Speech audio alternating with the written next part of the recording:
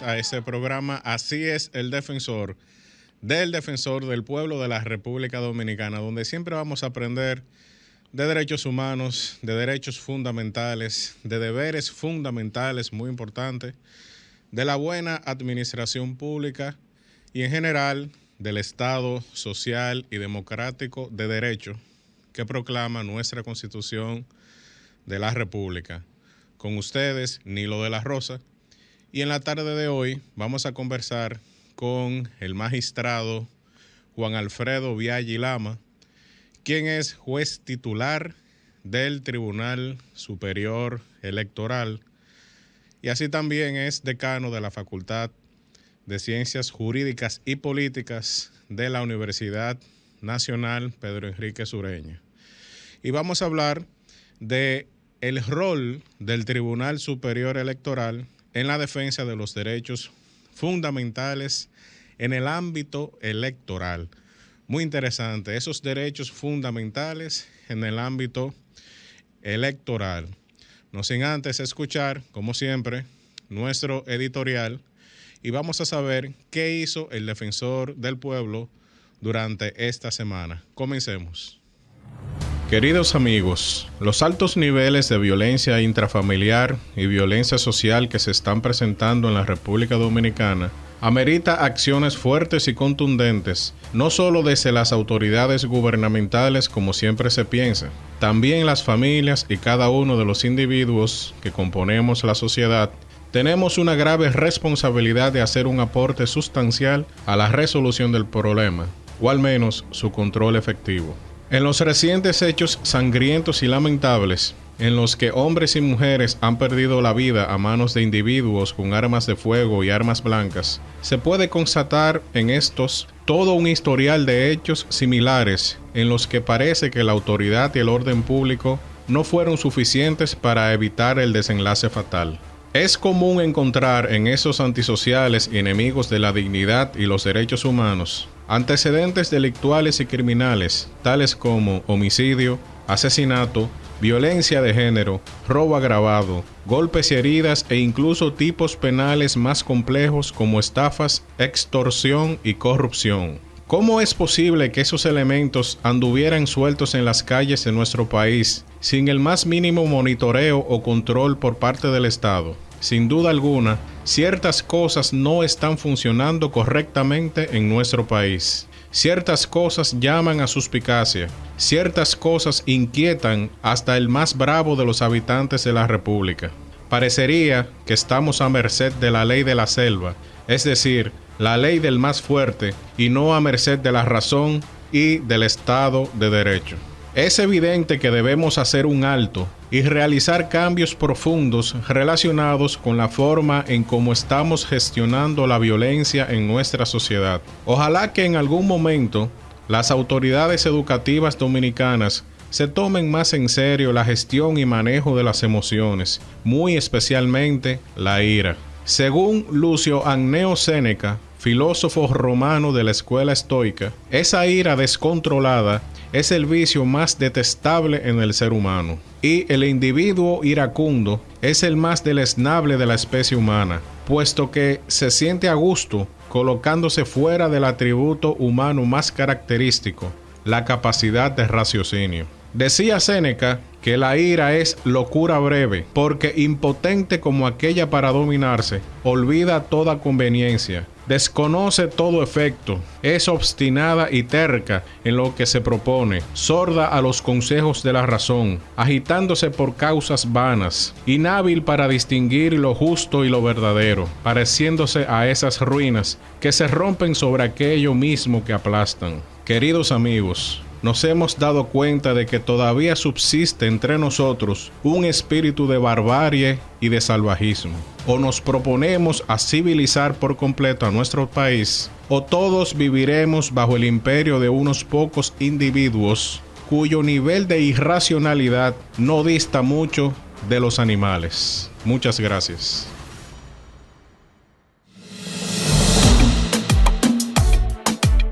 Luego de 15 días de la primera visita del Defensor del Pueblo a las cuevas del Pomier para escuchar las problemáticas que afectan la zona, Pablo Ulloa regresó con las autoridades correspondientes para crear un escenario de diálogo pacífico en el que la institución del Defensor del Pueblo sirvió como mediadora para que tanto los comunitarios como el Consejo Directivo de la Cámara Minera Petrolera de la República Dominicana y los empresarios mineros iniciaran el camino hacia un acuerdo. En su rol de presidente de la FIO, el Defensor del Pueblo, Pablo Ulloa, esta semana participó en la Cumbre Iberoamericana de Procuradores, Defensores y Comisionados de Derechos Humanos, celebrada en El Salvador y que contó con la presencia de las delegaciones de 17 países. Durante el desarrollo de la actividad, Ulloa tuvo a su cargo las palabras de honor y participó como ponente para hablar de las acciones realizadas durante el COVID-19 para la protección de los grupos vulnerables. Esta semana, la Constitución animada para niños y niñas fue llevada hasta el auditorio de la Policía Nacional en una divertida tarde para continuar compartiendo conocimientos en materia de deberes y derechos a los más pequeños. El mes pasado, el Defensor del Pueblo llegó hasta Montecristi. Muchas experiencias positivas acontecieron durante varios días a través del programa Defensor Itinerante. A continuación, te dejamos un breve recuento para recordar el impacto positivo de iniciativas como estas, una colaboración de nuestra compañera Vivian Ramírez. La oficina del Defensor del Pueblo llegó a Montecristi a través de nuestro programa Defensor Itinerante durante los días 27, 28 y 29 de julio. Durante esta visita, nuestro equipo de atención al ciudadano ofreció asistencia a más de 35 personas. Por su parte, nuestro segundo adjunto, Darío Nin, impartió la charla sobre el costo de una patria en distintos municipios, logrando concientizar a un total de 240 personas sobre la importancia de nuestros símbolos patrios. Y como no podemos dejar la educación con diversión, junto a Pepe proyectamos nuestra Constitución animada en el Parque Infantil Manolo Tavares y en Guayubín, dos espacios donde compartimos con niños, niñas, padres, en fin, con toda la familia. La próxima parada del Defensor Itinerante podría ser en tu provincia o comunidad, así que atentos y atentas a nuestras publicaciones.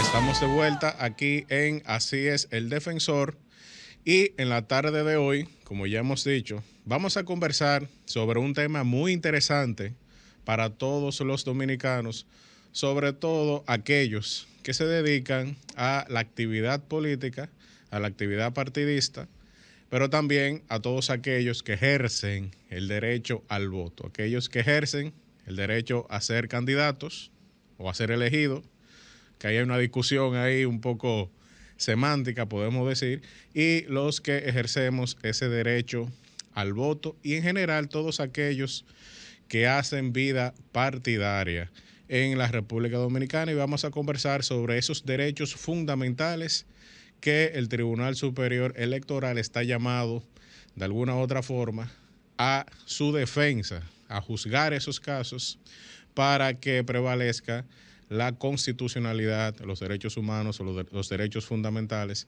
en el sistema electoral dominicano.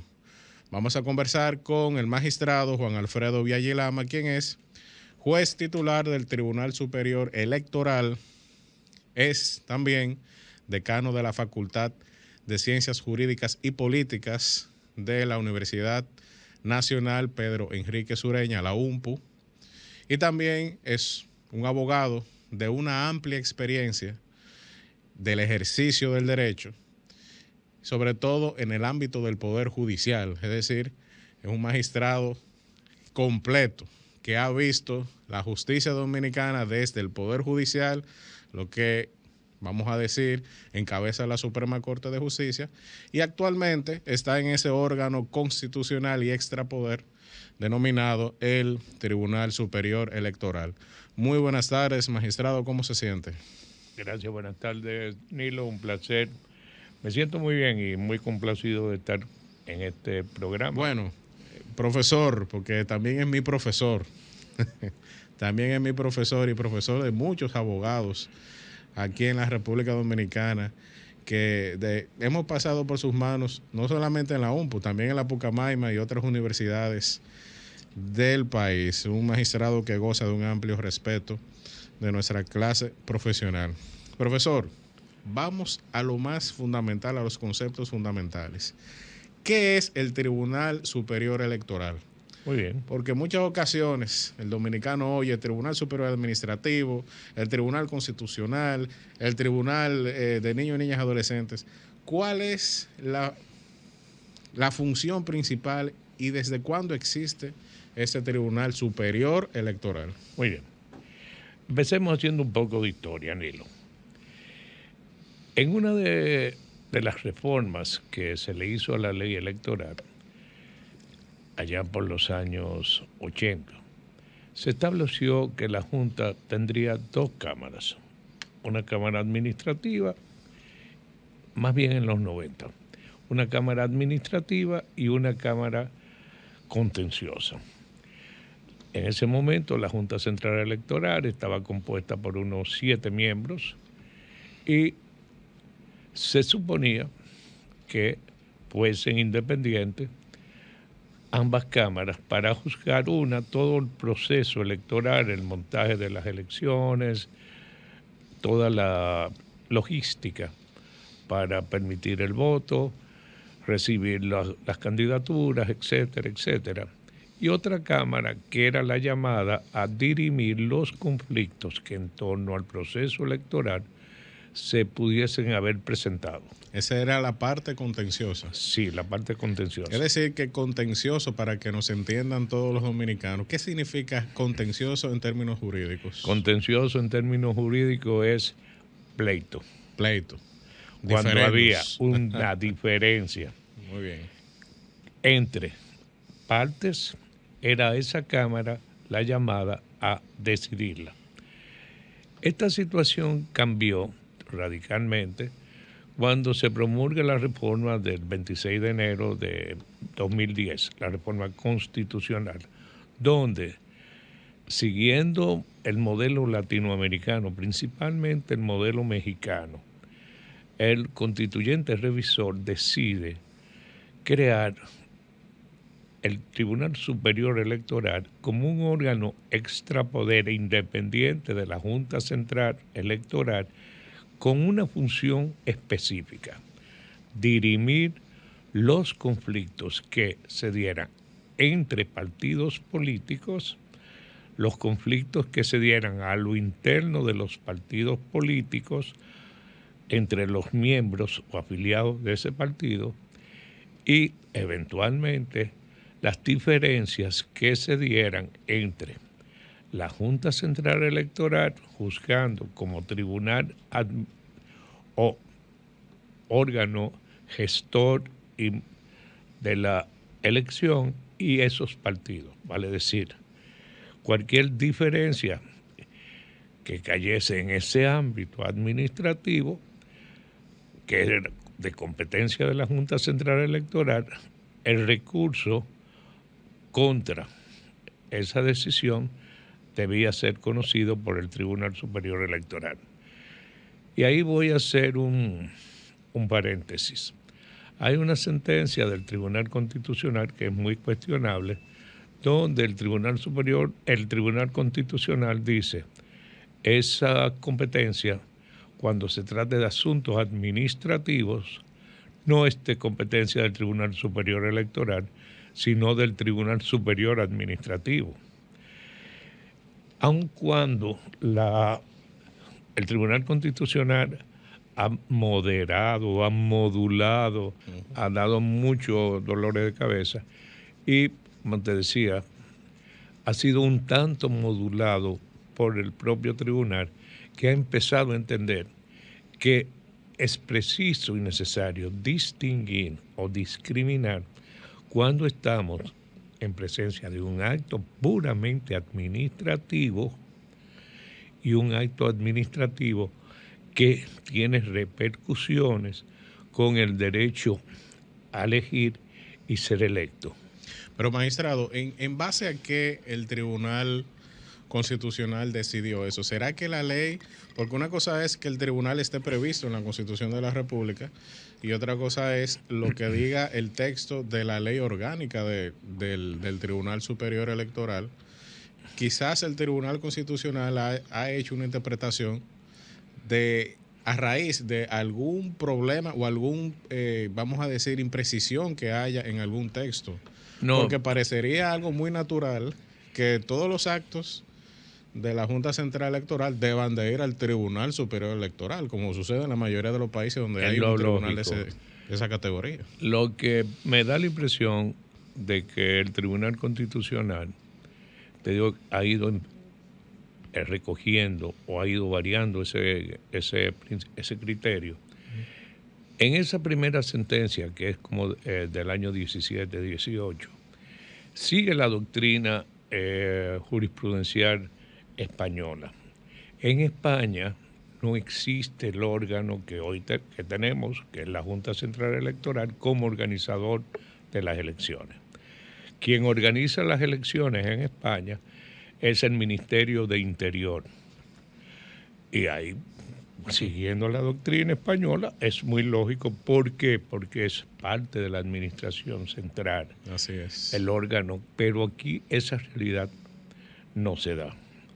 La Junta Central Electoral es un órgano descentralizado, autónomo, con presupuesto propio, etcétera, etcétera.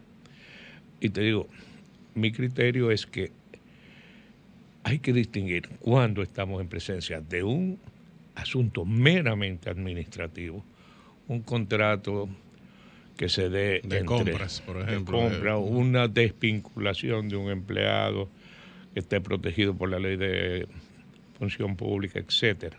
Eso no es competencia, ni sería competencia del Tribunal Superior Electoral. Eso es competencia del Tribunal Superior Administrativo. Pero cuando se dé un conflicto, pongamos el caso de que se le niegue a un partido político el reconocimiento o a un movimiento político, la Junta diga, no, usted no tiene. Imaginémonos por un momento ese proceso ante el Tribunal Superior Administrativo, un tribunal que está sobrecargado de trabajo, que le añadamos eso. Así es. ¿Y cuál es el derecho fundamental que está en juego? Aquí es la participación en un proceso electoral para ejercer el derecho de ser elegido. Muy bien. O sea que, y bueno. ¿Y no existe algún proyecto de ley o alguna iniciativa en el sentido de corregir esa situación? Porque yo veo que la mayoría de los abogados en República Dominicana o no comprenden esa dicotomía, teniendo un tribunal de una categoría constitucional, extrapoder, especializado en un derecho muy específico o en una materia muy específica versus un tribunal superior administrativo que es en general. Es decir, por aquello de que lo particular no prevalece sobre lo general. ¿No existe alguna iniciativa para corregir esa situación? De hecho, el Pleno del Tribunal está trabajando en la modificación de la ley orgánica. Muy bien. Para someterla al Congreso de la República. No tenemos iniciativa de ley, pero trataremos de que nos den paso. Bueno, pero la iniciativa de ley poco importa cuando se tiene una magistratura, se tiene un prestigio en la sociedad que realmente el Tribunal Superior Electoral lo ha ido cultivando, no solamente en el ámbito de los partidos políticos, sino a nivel en general en República Dominicana. Bien, como siempre vamos a ver y a escuchar nuestra cápsula de la Constitución animada para niños y niñas del Defensor del Pueblo. Adelante.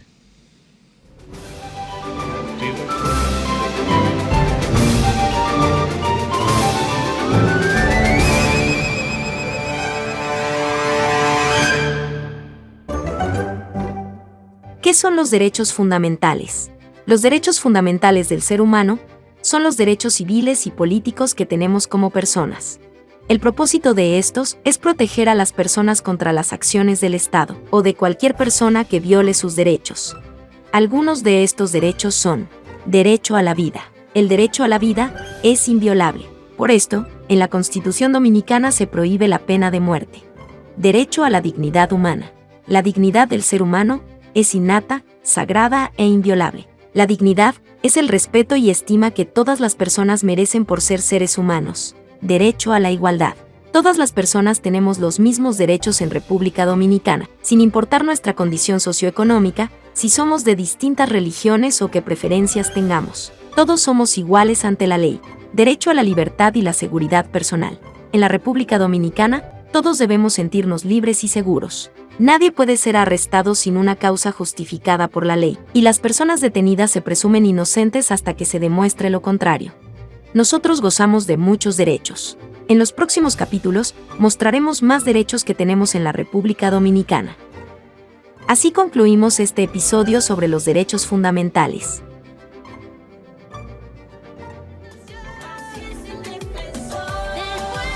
Estamos de vuelta aquí en Así es el Defensor, conversando con el magistrado Biaggi Lama, quien es juez titular del Tribunal Superior Electoral de la República Dominicana, y estábamos conversando sobre esas funciones que la Constitución de la República, la ley, pero también el sentido común, le atribuyen al Tribunal Superior Electoral. Magistrado, ¿cómo se conforma el Tribunal Superior Electoral? Y como a veces vemos, sobre todo en el Poder Judicial, hay una costumbre de dividir en cámaras. ¿Eso existe en el Tribunal Superior Electoral? No, Nilo. El Tribunal Superior Electoral está compuesto por 5 jueces titulares. Uno de ellos ocupa la presidencia por el tiempo de su designación. El Tribunal Superior Electoral es escogido por el Consejo Nacional de la Magistratura. Muy bien. Y existen 5 suplentes. Las decisiones se toman en pleno, la reunión de los 5 magistrados, y se toman por mayoría de votos. O sea, no hay división en cámaras. Muy bien. Porque no existe. Muy bien. ¿Y el Consejo Nacional de la Magistratura está llamado a renovar el TSE, es decir, el Tribunal Superior Electoral, cada qué tiempo debería de hacerlo? Cada 4 años. Nosotros, el actual tribunal, los miembros fuimos electos en el 21, en el año 21, y estaremos ahí hasta el 25, cuando se debe convocar para renovar y sustituirnos si es que hay alguno que... Claro, es una decisión soberana también del Consejo Nacional de la Magistratura. Muy bien, eso quiere decir que se ha diseñado de una forma tal de que siempre haya una elección, es decir, haya una de las elecciones en el periodo que le corresponde a los magistrados electos. Exacto. O sea, por ejemplo, nosotros estamos llamados a dirimir los conflictos que puedan presentarse con las elecciones del 24. Antes de las elecciones, durante las elecciones y después de las elecciones. A veces relajamos y decimos, estamos de vacaciones todavía, porque como la actividad política no ha entrado en calor. En calor, claro, en la contienda. Bueno, pero generalmente se dan casos a lo interno de los partidos políticos. Sí, ciertamente. Que también eso se pasan 4 años en esos diferendos, en esos conflictos. Magistrado, y todo lo que tiene que ver con la parte de rectificación de actas y todo lo que tiene que ver con actos del Estado Civil, ¿el tribunal no tiene competencia sobre esos temas? Sí, el tribunal está llamado, y es un mandato de ley, a corregir errores que haya sido cometido por el oficial del Estado Civil al instrumentar el acta, ya sea un acta de nacimiento, de defunción, o de matrimonio, o de divorcio. Muy bien. Y su competencia. Disculpe, magistrado, ¿usted puede mencionar de nuevo para nuestro público cuáles son esas actas del Estado Civil que tenemos en República Dominicana? Exacto. Acta de nacimiento. Muy bien. Que es la que nos da personalidad y nos da calidad de persona, de seres humanos. Y acredita la nacionalidad también. Que acredita la nacionalidad. Que es el vínculo jurídico entre el individuo y un Estado. Y un Estado, exactamente, profesor. Buen alumno suyo. Acta de matrimonio, actas de divorcio y actas de defunción. De defunción, muy bien. Ahí O sea, está toda la vida del individuo. Desde que nace hasta que muere. Muy bien. Nosotros no estamos en capacidad de alterar. Corregir no es alterar. Corregir no es adicionar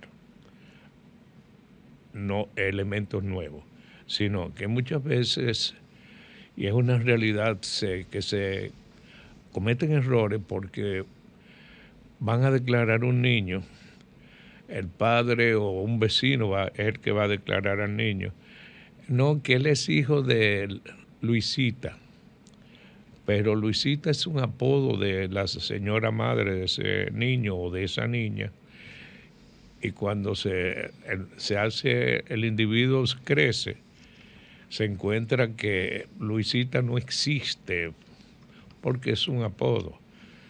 No es un error del oficial del Estado Civil, porque la declaración fue dada así, pero a los fines de evitarle problemas a ese pobre ciudadano que se ve de pronto con que no sabe que su madre se llama Rafaela, por decir algo, sino que por un apodo le han llamado Luisita y le inscribieron.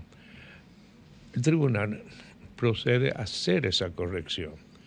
Y en esos casos se procede muchas veces a ordenar una inspección. El tribunal tiene dos órganos o dos departamentos que son esenciales, que es el departamento de rectificación y el departamento de inspección. ¿Y por qué se llama rectificación cuando usted fue muy enfático diciendo corrección, no rectificación? ¿Hay una diferencia en esos términos o son sinónimos? No, rectificar, corregir no es lo mismo, porque yo puedo corregir y no rectificar. Muy bien. Es cuestión semántica, pero ese fue el nombre que cuando se fundó el tribunal, los jueces titulares, el magistrado Mariano Rodríguez, que fue el primer presidente, y ese pleno, decidieron el organigrama. Muy bien. Ese es el tribunal que recibe la información, que levanta o recibe la instancia, el reclamo del ciudadano, levanta toda la información y si encuentra que existe algún problema, como por ejemplo suplantación de identidad, dudas, entonces pasa ese expediente al departamento de inspectoría, que hace una labor de campo. Se traslada, levanta informaciones en el sitio, va a los hospitales, revisa los archivos de los hospitales, va a las iglesias para verificar el asentamiento del acta de nacimiento, de bautizo. Y recaba una serie de informaciones para poder darle solución al problema de ese ciudadano. Y suben ya ese producto, lo suben a cada despacho para recibir la opinión de los jueces de manera individual y se lleva a un pleno para, ya sea declarando incompetencia, ya sea admitiendo o ya sea rechazando. Muy bien. ¿Y cómo se inician esos procesos, magistrado, de corrección de actas de nacimiento, de actas del Estado Civil? Bien. El proceso es muy sencillo. El ciudadano debe buscar un abogado porque siendo un tribunal de una corte, se requiere la asistencia de un abogado para esas gestiones. Se busca un abogado, ese abogado eleva una instancia sencilla al tribunal. Esa instancia no tiene costo. O sea, contrario a la justicia civil, que hay que pagar audiencia, etcétera, esa instancia no lleva sellos, ni mucho menos. Bueno, precisamente porque se trata de un derecho fundamental. Exactamente. Que en ese caso el derecho a la identidad, pudiéramos decir. Exacto.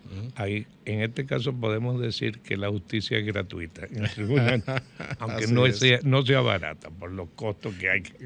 Yo siempre he dicho que no hay nada gratuito en el Estado, sino que está cubierto ya por el Estado.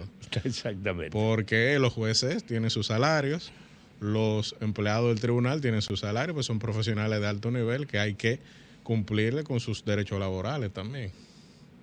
Exacto. Bueno, muy bien. Bueno, vamos a una breve pausa para seguir conversando con el magistrado Biaggi Lama sobre esa interesante labor, funciones y facultades que tiene el Tribunal Superior Electoral.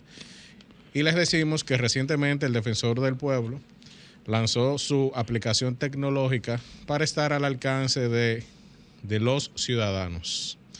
Vamos a una breve pausa, pero antes les dejamos este breve video que nos preparó el equipo de redes sociales del Defensor del Pueblo y explica muy bien en qué consiste esa nueva aplicación de acercamiento a la ciudadanía del Defensor del Pueblo hacia la ciudadanía y los servicios que ofrece. Básicamente es el Defensor del Pueblo, la oficina del Defensor del Pueblo en su celular. Adelante.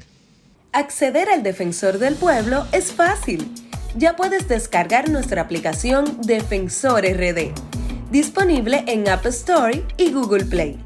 A través de esta puedes registrar tu caso, solicitar una visita del defensor, una charla, taller o aplicar para diplomados.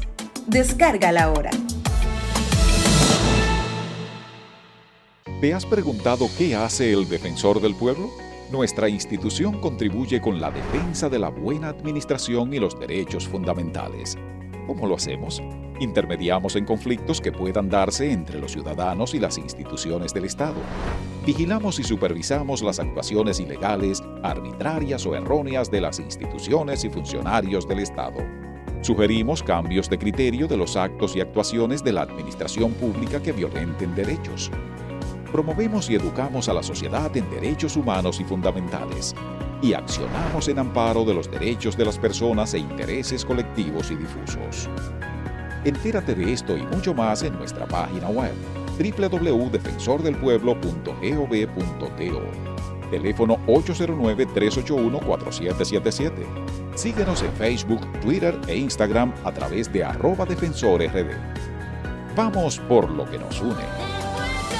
Estamos de vuelta en Así es el Defensor, conversando con el magistrado y nuestro profesor, el doctor Juan Alfredo Biaggi Lama, quien es juez titular del Tribunal Superior Electoral. Magistrado, antes de nosotros continuar con algunos temas de fondo de las funciones del Tribunal Superior Electoral en la defensa de los derechos fundamentales, solamente existe un Tribunal Superior Electoral a nivel nacional, es decir, todos los ciudadanos que requieran de esos servicios tienen que trasladarse a la capital. No, Nilo. Como te decía ahorita, deben buscar un abogado. Las juntas electorales municipales muy bien, y algunas oficialías del Estado Civil son las llamadas a recibir esos expedientes, esa demanda o ese reclamo de corrección, que hemos logrado con un acuerdo que se firmó el año pasado con la Junta. Una vez el ciudadano deposita, por ejemplo, un ciudadano de Dajabón, deposita la instancia solicitando la corrección, la Junta Municipal de Dajabón va a escanear todos esos documentos y lo va a subir digitalmente y nos va a llegar al tribunal vía digital. En lo que nos mandan el expediente físico, que puede durar una semana, 10 días, pero de esa manera el tribunal ya está apoderado, tiene conocimiento del caso, puede ir trabajando y los documentos físicos vendrán a ser un soporte para una eventualidad de que haya alguna duda, pero de esa manera se está agilizando el proceso. Una vez el tribunal falla, en un sentido o en otro, esa sentencia se le remite vía digital y física también a la Junta Central Electoral, que la notificará al oficial del Estado Civil correspondiente y, por supuesto, al ciudadano se le notifica de que su decisión está lista. Muy bien, usted me acuerda entonces esos procesos en el ámbito ya del día de las elecciones, por ejemplo. Uh-huh. Hay muchas personas que han cometido el error de iniciar sus impugnaciones o de lanzar sus impugnaciones, por ejemplo, a los resultados de un municipio X. Van a la Cámara Civil, vienen al Tribunal Superior Electoral aquí en la capital. Vi en una ocasión que apoderaron al Tribunal Superior Administrativo. En otras ocasiones han apoderado hasta la Cámara Penal. Uh-huh. Recuerdo perfectamente que eso sucedió en una ocasión en Dajabón y la Cámara pues obviamente declinó el caso al ámbito civil porque tampoco tenían muy claro eso. En el ámbito de unas elecciones, magistrado, si un candidato o un ciudadano X entiende que debe de impugnar unas elecciones, ¿cómo debe de comenzar eso? La impugnación de las elecciones debe comenzar en la mesa electoral. En la misma mesa electoral. En el colegio electoral. Es el primer paso. Muy bien. Así lo establece la ley electoral. El que no se sienta satisfecho porque entienda que ha habido fraude, porque debe presentar su impugnación en esa mesa para que a partir de ahí se inicie el proceso. En primera instancia la va a conocer la Junta Municipal, Electoral Municipal, donde se haya producido el incidente.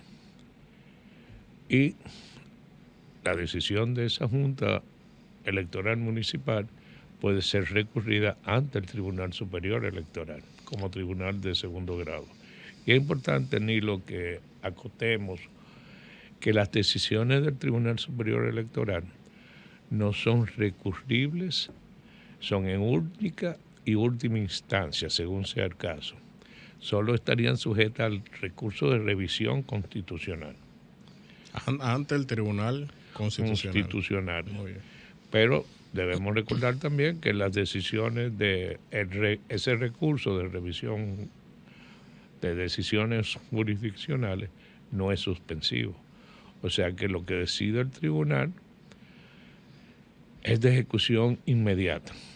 Eso quiere decir que en muchas ocasiones, sabiendo cuál es el ritmo de trabajo de las instituciones y también de las empresas, porque a veces tenemos esa mentalidad de que bueno, el Estado es lento.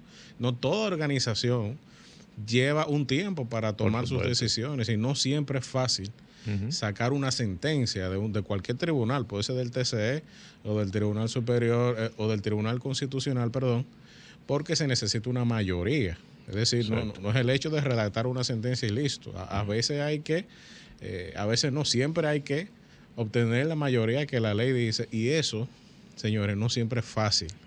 No siempre los criterios se unifican y por eso las personas tienen que tener paciencia con las instituciones. Magistrado, ¿cuáles son en su día a día, usted como magistrado, cuáles son los casos más comunes que maneja o los conflictos o los pleitos, como usted dice, más comunes que decide el Tribunal Superior Electoral? En el ámbito administrativo, básicamente en este periodo, que repito, estamos de vacaciones, sí. Son correcciones, revisiones de decisiones del tribunal, que la ley permite que en el plazo de los 30 días, el reglamento más bien que la ley, en el plazo de los 30 días de que se haya dictado la sentencia y se haya notificado, si aparecieren nuevos documentos o nuevas pruebas, ese ciudadano que se le haya rechazado su demanda puede solicitar e interponer un recurso de revisión ante el mismo tribunal para que reconsidere el caso. Y en el periodo que tenemos, que ya cumplimos el primer año, hemos conocido unos 6 o 7 casos, algunos muy interesantes porque diferencia lo interno de los partidos, reclamos de nulidad, de violación al debido proceso, etcétera, pero han sido los menos. Muy bien. Los más el tribunal está sacando mensualmente un promedio de unas 400, 500 sentencias, más o menos mensual. Cuando llegamos, encontramos una mora inmensa de expedientes viejos que prácticamente estamos al día. Ya ha ido desapareciendo esa mora. Exacto. En el tribunal. Mora, para los que no son abogados, estamos hablando de un atraso. Atraso. Un atraso en el cumplimiento de una obligación. Por eso es que decimos puesta en mora. No tiene que ver con la fruta aquella. Exacto.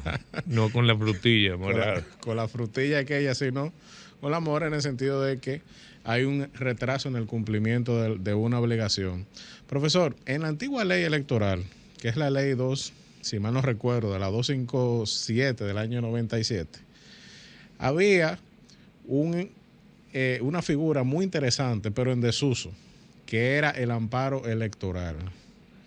Sin embargo, ya el legislador dominicano se puso las pilas en esa materia porque comenzamos a ver los beneficios de la figura del amparo en el derecho dominicano y en la ley, tanto en la ley 33-18, que es la ley de partidos políticos, como la ley de régimen electoral, que no es lo mismo, que es la 15-19 del año 2019, aparece esta figura del amparo electoral. ¿Qué debemos entender por amparo electoral en el ordenamiento jurídico dominicano y en qué nos beneficia a nosotros?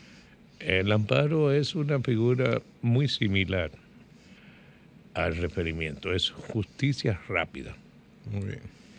Y son medidas que muchas veces son medidas cautelares, medidas provisionales que tienden a darle una solución rápida a un problemita que se haya presentado. Y yo particularmente soy muy de la corriente antiamparo. Yo entiendo que el referimiento es mucho más efectivo que el amparo.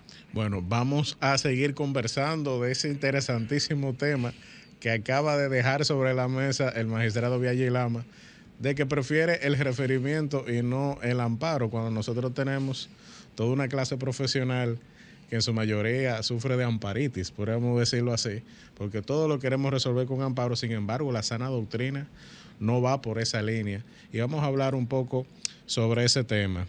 Vamos a una breve cápsula, una pausa que va a consistir en una cápsula sobre la ira, señores. Sobre la ira, sobre el manejo y la educación de las emociones. Y no tenemos que decir en ese programa por qué vamos a hablar de ese tema. En nuestro país continúa la ola de violencia intrafamiliar. En estos últimos días las noticias han dado a conocer múltiples hechos en el que las mujeres, sobre todo las mujeres, siguen siendo las principales víctimas de la ira de sus parejas o excónyuges. Y precisamente queremos aportar a este tema con la siguiente nota educativa que nos explica de dónde viene la ira, dónde se origina la ira en el ser humano, por qué la experimentamos y cómo podemos manejarla, cómo podemos dominarla. Adelante con esa cápsula sumamente interesante y les pedimos a todos nuestros oyentes que presten mucha atención a este fenómeno que está afectando muy negativamente a nuestra sociedad. Adelante. La ira es una emoción intensa que proviene del enfado. Esta sueles experimentarla cuando percibes una amenaza, cuando tus deseos y expectativas no se ven cumplidos y cuando eres testigo de una injusticia. Pero también del enfado no resuelto de historias pasadas puedes experimentar la ira. La ira está relacionada a emociones secundarias. Saber cuáles de estas experimentas con más frecuencia si eres vulnerable a la misma te permite conocerte más. Algunas de estas emociones secundarias se manifiestan con la hostilidad, la envidia, el resentimiento, el rencor, repugnancia, desagrado, cólera, entre otros comportamientos afines a esta. Y aunque parezca que irarse es malo, en realidad experimentar este sentimiento humano tiene una función. La ira, la rabia, el enfado te sirven para defenderte, te prepara para defenderte de un peligro. Es una emoción potente que nos ayuda a tomar acción. Esto podría ser para compensar una injusticia que hemos experimentado o para conseguir nuestras metas aún no cumplidas. El problema con este sentimiento es cuando no sabemos controlarlo, así que, ¿cómo manejarlo? Lo primero que debes tener en cuenta es que el objetivo final nunca va a ser eliminar tu sentimiento de enfado. Tu enfado, como cualquier otra emoción, te informa de cómo percibes tu entorno. De lo que se trata es de que el comportamiento que elijas llevar a cabo al sentir enfado sea adaptativo para ti y para los que te rodean. Expresa la ira desde el reconocimiento, acepta que estás enojado y dilo con calma. Luego explica el porqué. El hablar sobre tus sentimientos con alguien que te escucha tiene un efecto positivo de ventilación emocional y de reorganización de la experiencia. Identifica los pensamientos que desencadenan tu ira. Reflexiona. Vuelve atrás en esos acontecimientos negativos en el que no supiste controlar tu ira, porque recordar lo que pasó te ayudará a no repetir el mismo comportamiento. Finalmente, cuida tu autoestima. Una baja autoestima desencadena enfados incontrolables. Y si necesitas ayuda espiritual o profesional, pondéralo en tu lista de necesidades. Estamos aquí en Así es el Defensor, conversando y compartiendo con el magistrado Biaggi Lama, quien es juez titular del Tribunal Superior Electoral de la República Dominicana. Y estábamos conversando de la figura del amparo electoral y el magistrado ha dicho que prefiere el referimiento antes que el amparo. Magistrado, vamos a educar un poco a la población. ¿Qué es el referimiento? Porque los abogados saben muy bien de dónde viene el referé francés. Y también sabemos la figura del amparo como una garantía constitucional de los derechos fundamentales. Usted acciona en amparo para reponer un derecho fundamental. Ya eso tiene otro origen, que no es el francés, sino un origen mexicano. Y bueno, eso se ha ido expandiendo por los diferentes países. Y usted mencionó eso. Vamos a hablar un poco de esa diferencia y por qué prefiere el referé francés y no el amparo. Mira, empecemos diciendo, ¿de dónde viene el amparo? La acción de amparo. El amparo era un privilegio del rey, de la corona. El rey, máxima autoridad, pater de la nación, del reino, cuando los ciudadanos entendían que se le estaban violentando derechos, que las autoridades inferiores le estaban causando daño, recurrían ante su majestad a través de la figura del amparo real. A la par del amparo real existía el amparo religioso, que son dos figuras paralelas. El amparo religioso, tú eras perseguido por la justicia civil, podías llegar a una iglesia, había una puerta y una iglesia en específico, donde llegando a esa iglesia ponías la mano sobre una cruz, decías al amparo de la iglesia me pongo. La iglesia te protegía, no te daba inmunidad, y la iglesia hacía una investigación para determinar si la persecución que estaban incoando contra ti tenía fundamento o no. Había fundamento, te entregaba la autoridad civil. Muy interesante esa historia. ¿Qué sucede? Francia, debemos recordar, Luis XIV inicia el proceso, la época del liberalismo. Laissez-faire, laissez-passer, dejar hacer, dejar pasar. El Estado debe ser un mero contralor de la actividad, pero no debe meterse. Siguiendo esa filosofía, Luis XIV dice, la función de amparo real, no voy a seguir con eso, metiéndome en chisme y eso. Que sea la justicia, era la justicia real. Un funcionario delegó esa función de amparo en el juez del referimiento. Y esa es la figura del amparo. Nosotros la tuvimos desde 1807, durante la ocupación francesa, la era de Francia, porque fue una figura nuestra. ¿Qué sucedió? México la recupera, la incorpora en su constitución y la figura del referimiento para nosotros es el amparo, porque cuando tú lees la ley 834 te dice para hacer cesar una situación de manifiesta ilicitud, para prevenir un daño. Tú puedes incoar. No te está discriminando la ley de dónde puede estar surgiendo el daño. ¿Qué derecho está siendo vulnerado? ¿Qué derecho está siendo conculcado? Muy bien. Se establece la ley de referimiento, la ley de amparo, se sujeta a dos condiciones básicas. Primero, que no haya otra vía abierta, que sea efectiva. Si existe esa vía abierta, es una inadmisible. Se rechaza. Muy bien. Que tú la debas ejercer en el plazo de los 90 días. Si no, hay un olvido. Y lo que decida es, en única y última instancia, lo que tiene abierto es la revisión constitucional de decisión. Sin embargo, y ahí empiezo a jugar un poco con procedimiento, el referimiento no te exige ninguna de esas situaciones. ¿Y dónde se ejercería la acción, ese recurso, ese referimiento, perdón? ¿En el mismo superior electoral o en los tribunales ordinarios? No, tú puedes llevarlo al superior. Lo que no está prohibido por la ley está permitido. Muy bien, muy bien. Bueno, magistrado, en los últimos años, sobre todo en el fragor de las elecciones, porque son cosas que ocurren en nuestros países, nosotros inauguramos o estrenamos leyes. Uh-huh. La ley de partidos políticos, que era muy necesaria en su momento, y también la ley de régimen electoral, también muy necesaria, para actualizar aquellos preceptos que habían ya desde los años 90, pero también teníamos leyes de los 50 que todavía estaban vigentes en el régimen electoral dominicano, que ha ido avanzando.